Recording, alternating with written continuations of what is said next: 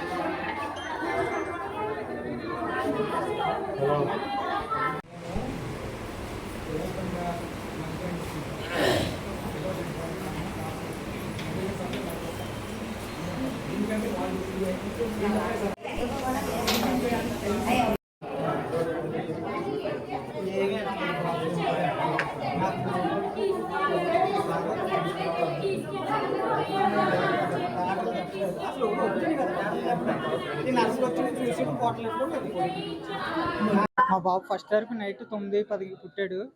పుట్టడం మంచిదే, బాగానే ఉన్నది, హెల్తీగా ఉన్నాడు బాబు. 3 kgs పుట్టాడు, ప్రాబ్లం లేదన్నారు. 3 days నుంచి కూడా బాబు దగ్గరికి అయితే పిల్లల డాక్టర్లు రావడం అనేది లేదు. తల్లికి అయితే నర్సులు రావడం, బోట్లు పెట్టడం, వెళ్ళిపోవడమే జరుగుతుంది. ఈ 3వ తారీఖు నేను నా బాబుని 9 గంటల చూసుకుంటే పాదాలు కొద్దిగా తేడా కనిపించే వచ్చి నర్సుగా అడిగాను. నేను అడిగితే ఆ నర్సు పిల్లల డాక్టర్ గారికి చూపించుకోమని చెప్పింది. ఇదే హాస్పిటల్లో కింద పిల్లల డాక్టర్ గారికి చూపిస్తే అలా అయితే ఎటువంటి ప్రాబ్లం లేదు, బాగానే ఉంది. 5వ రోజుకి మేము బ్లడ్ టెస్ట్లు చేస్తాం, అప్పుడే చెప్తాం అన్నారు. ఆ తర్వాత ఈ రోజు మధ్యాహ్నం 1 గంటకి పాలు పట్టిన తర్వాత కొద్దిగా అంతలోకి పవర్ పోయింది. బేబీకి ఊపిరి అయితే అందలేదు.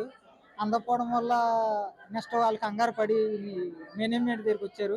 ఇక్కడైతే పిల్లల డాక్టర్ లేరు, సరిగా సజెషన్ ఇచ్చేవాళ్ళు లేరు. పవర్ పోవడం ఒక ప్రాబ్లం అయితే పిల్లల డాక్టర్ అనేవారు లేరు. వీళ్ళకి ఏం చేయాలో తెలియదు తల్లిదండ్రులు.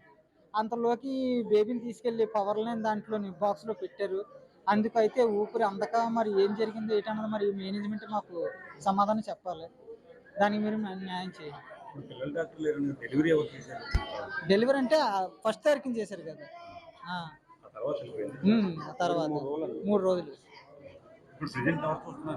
ఇంకెవరంటే నర్సులు వచ్చి చూసి వెళ్ళిపోవడమే, ట్రైనింగ్ నర్సులు వచ్చి చూసి వెళ్ళిపోవడం. పిల్లల డాక్టర్లు అయితే ఎవరు లేరు, రాలేదు కూడా. హాస్పిటల్ పవర్ కట్ కూడా ఉంది. ఈ ప్రాబ్లం జరిగిన తర్వాత 9 వరకు జరిగింది, ఏమీ రాలేదు. ఓన్లీ నర్సులు రావడం, వెళ్ళిపోవడమే.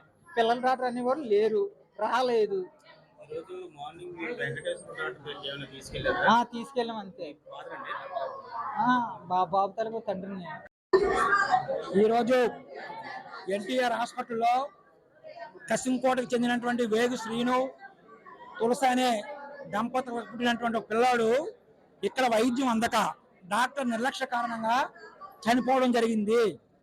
డాక్టర్ గారు మేము వచ్చిన తర్వాత క్లియర్గా అడిగాం, పిల్లోడికి ఎందుకు చనిపోయాడని అడిగితే పిల్లోడు బాగానే ఉన్నాడండి, ఉదయం దాకా మంచి ట్రీట్మెంట్ ఇచ్చారండి. పాలు ఇవ్వడం వల్ల, పాలు సక్రమంగా ఇవ్వకపోవడం వల్ల చనిపోయాడని చెప్తా ఉన్నారు. కానీ వాస్తవానికి అది సరైన కారణం కాదు. ఎందుకంటే ఉదయమే పిల్లడు యొక్క పాలు భాగాన్ని రంగు మారింది. పేరెంట్ కి శ్రీనివాస్ కి డౌట్ వచ్చిన తర్వాత డాక్టర్ దగ్గర తీసుకెళ్లారు. సార్ మా పిల్లోడు ఏమో కలర్ మారాడు, మాకు కొద్దిగా డౌట్ ఉంది చూడండి అంటే సక్రమంగా ఉన్నారని చెప్పారు. సక్రమంగా ఉన్నటువంటి పిల్లోడు సాయంత్రానికి చనిపోయాడు.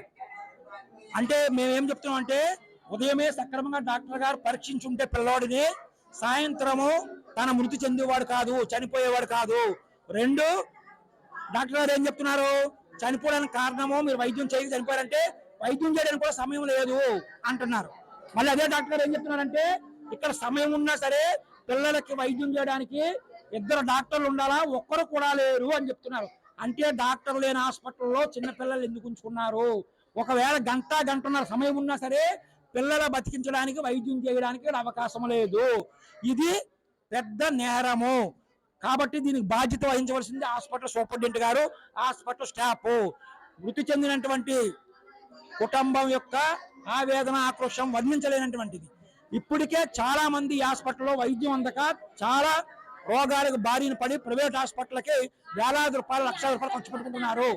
కాబట్టి దయచేసి అర్థం చేసుకోవాలా, ఇక్కడ ఉన్నటువంటి ప్రజాప్రతినిధులు, ఇక్కడ ఉన్నటువంటి ఎంపీ, ఎమ్మెల్యే, ఇక్కడ ఉన్నటువంటి బోర్డు పాలక వర్గం సభ్యులు ఇప్పుడు వచ్చారు. ఇప్పుడు వచ్చి అంతా బాగుందండి, డాక్టర్ గారు నిర్లక్ష్యం కాదండి, చచ్చిపోయిన బేబీని తీసుకొచ్చినారండి అని చెప్పి పేరెంట్స్ మీద అభియోగాలు, ఆరోపణలు చేయడం ప్రయత్నం చేస్తున్నారు. వాస్తవం అది కాదు.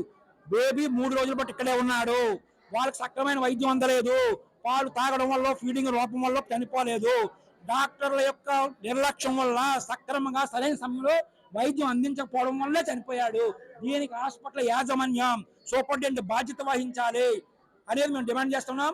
ఇప్పటికైనా ప్రజాప్రతినిధులు కళ్ళు తెరవాలా.